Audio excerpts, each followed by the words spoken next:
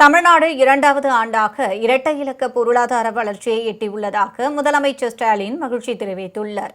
ஒன்றிய புள்ளியியல் துறை வெளியிட்டுள்ள அறிக்கையில் 2024-25 நிதியாண்டில் 11.29 விழுக்காடாக இருந்த தமிழ்நாட்டின் பொருளாதார வளர்ச்சி தொடர்ந்து 2025-2026 நிதியாண்டில் இரட்டை இலக்கத்தில் 10.83 விழுக்காடு வளர்ச்சியை எட்டியுள்ளதாக தெரிவிக்கப்பட்டுள்ளது.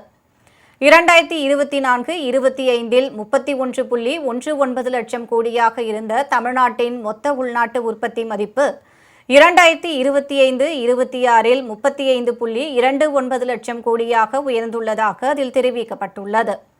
தமிழ்நாட்டில் தனிநபர் வருமானம் 4,08,000 ரூபாயாக உள்ளதாகவும் அதில் குறிப்பிடப்பட்டுள்ளது. இந்நிலையில் முதலமைச்சர் ஸ்டாலின் வெளியிட்டுள்ள எக்ஸ் பதிவில் தமிழ்நாடு என்றாலே சாதனை என தெரிவித்துள்ளார். திராவிட மாடல் அரசு சொன்னதை எண்களிலும் நிரூபித்துக் கொண்டிருப்பதாகவும் முதல் 3 ஆண்டுகளில் அடித்தளம் அமைத்து இப்போது தொடர்ந்து 2 ஆண்டுகளாக இரட்டை இலக்க வளர்ச்சி என்ற சாதனையை நிகழ்த்தியுள்ளதாகவும் அவர் குறிப்பிட்டுள்ளார்.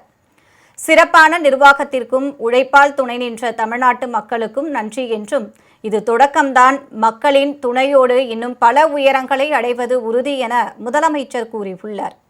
நம்முடைய போட்டி என்பது மற்ற இந்திய மாநிலங்களுடன் அல்ல, தெற்காசியாவில் முதன்மை மாநிலமாக தமிழ்நாடு உயர வேண்டும் என்பதே என்றும் முதலமைச்சர் தமது பதிவில் சுட்டிக்காட்டியுள்ளார்.